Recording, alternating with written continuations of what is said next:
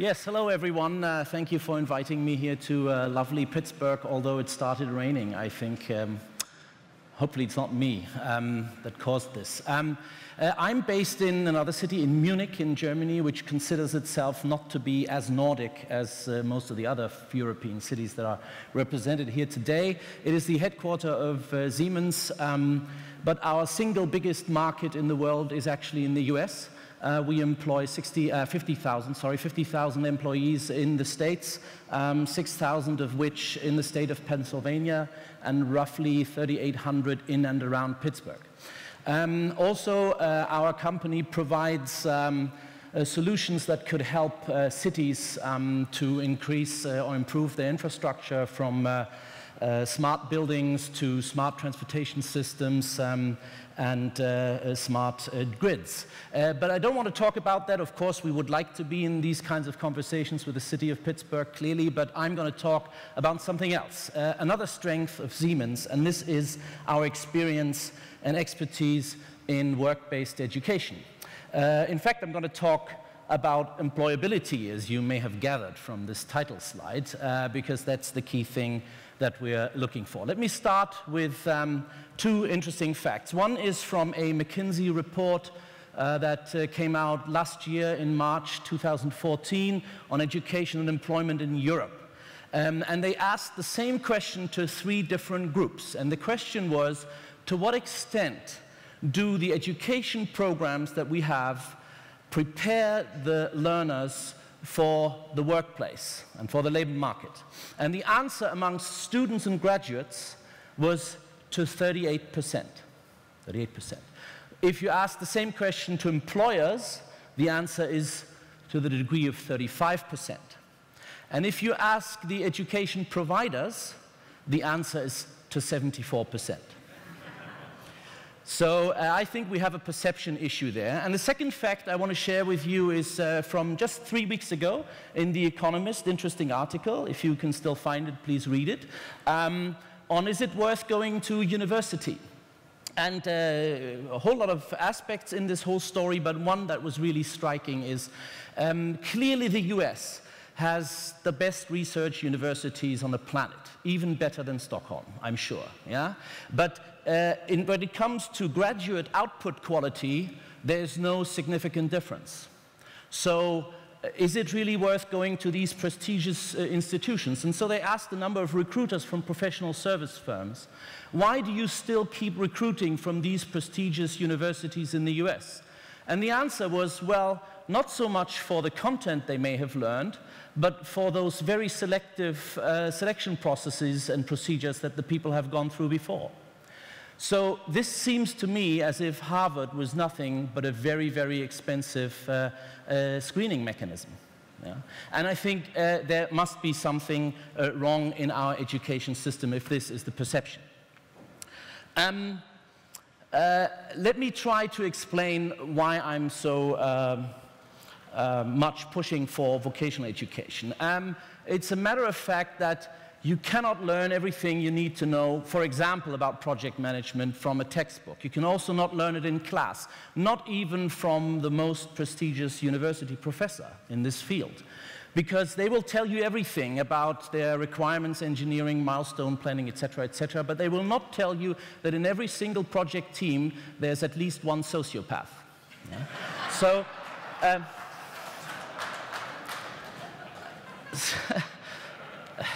and, you know, that's true. I mean, everyone who's worked in projects will know this fact. So you cannot learn this. There are certain things that you have to experience. And our education models, as we have them, they do not cater for this need sufficiently. Yeah? There's not too much experience element in there. Is there an exception in the world in terms of education systems? You know, was all of France really occupied by the Romans? No, there's one exception, and this exception is the German-style so-called dual vocational education system, dual VET, with the apprenticeship model. I could talk on dual vocational education, German-style, for hours, but I won't. I try with one simple explanation that you find on this screen here. It's fairly easy. It is dual in a dual sense, because you could apply the dual to public and private partnership. This is the two Ps, so it's the public and private sector have to collaborate for this. And the second is the combination of theory and application. That is the two very simple dualities in this model, and if you do your math correctly, you will end up with the right solution with employability to the degree of 3. Yeah? Why? To the power of 3, sorry. Why? Because first of all, the learner will acquire marketable skills. And by the way, will earn money while they do it instead of piling up debt. Secondly, employers like us, we will obtain access to an employable talent pool. Yeah? And thirdly, society will, because of the employability of the population, attract investments. Yeah? So it's really 3 beneficiaries of this type of model, and that's why Siemens and I personally believe so strongly in it. You have to have one caveat, however. Such an education model does not produce employment. Yeah? It really only produces employability. And in Europe, in the European Union, we currently have a fierce debate about what can we do to reduce these shocking levels of youth unemployment. You may be familiar, Spain and Greece, 50% youth unemployment. But even Sweden, sorry to say, 18, I think, roughly 18% youth unemployment. And this is a social time bomb. If we then come in these discussions and say, well, do more vet education, then we often hear, yeah, you know, why invest in these costly vocational training programs if the jobs are simply not there? Well, my answer to this is, while we are waiting, we should use the time to create the employability that we will eventually need when the labor market kicks in, because we see a very slight recovery in Europe, and labor markets usually follow with a time lag. But by the time the labor market will express its needs, we have to create that employability. Otherwise, investments will go elsewhere, to Asia or other places. So employability is what we have to look for, not so much employment. I know, even though employment is always a top item on any politician's agenda.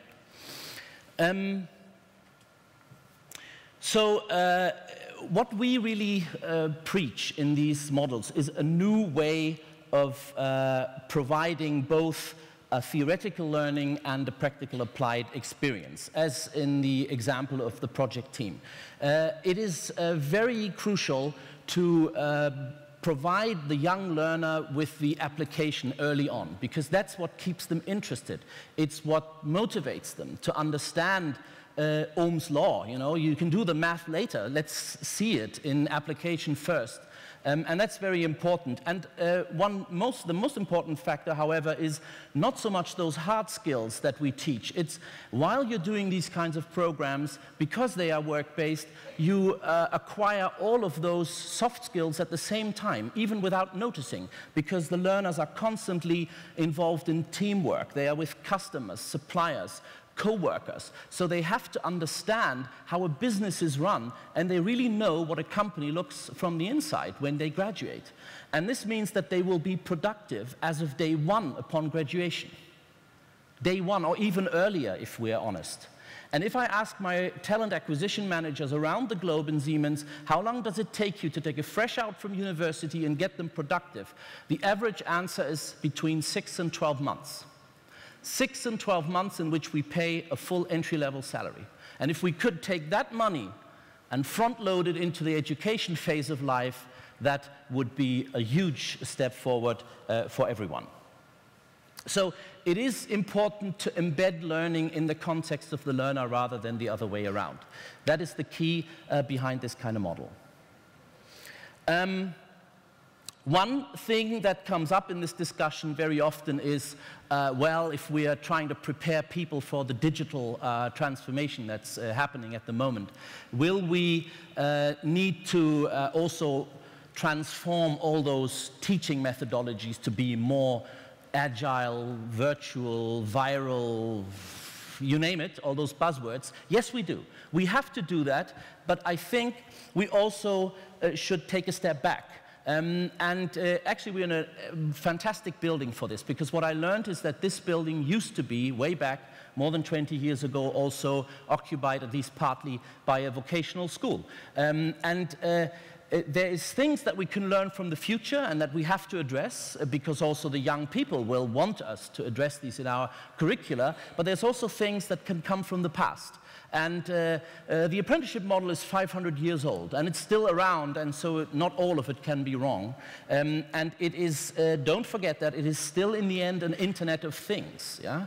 So the Internet is not nothing but a veil in front of the real economy that's behind it, and where things need to be built, maintained, serviced. And if you want this in the digital economy, where manufacturing is completely transformed, you will need other kinds of skill sets that are more horizontal. Forget all the Taylorism of the past. People who have to understand larger parts of the value chain. Even machinists at the shop floor will have to. And if you want to build their skills accordingly, and if you're serious about your reindustrialization agenda in the US, you will have to provide for those kinds of skill sets, because you can't only have engineers doing this. At this point in time, because I only have about 3 minutes left, let me allow me to have a little pulse check here. How many of you think that some of the things I said so far make sense? Oh, you make my day. Great. Now, how many of you would send your own daughter or son to our vocational training program for machinists in North Carolina, where we build steam and gas turbines and generators together? This program is run together with the Central Piedmont Community College. It's a 4-year course, and it's modeled along the lines of these learning methodologies. How many of you would send your son or daughter?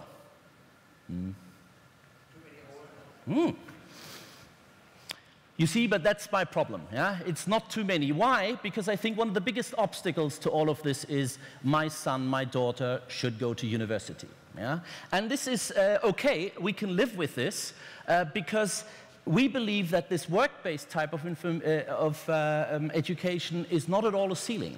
It's really a flaw. It's something from which you can start a very valuable career. First of all, you start without debts. Yeah, that's the first plus.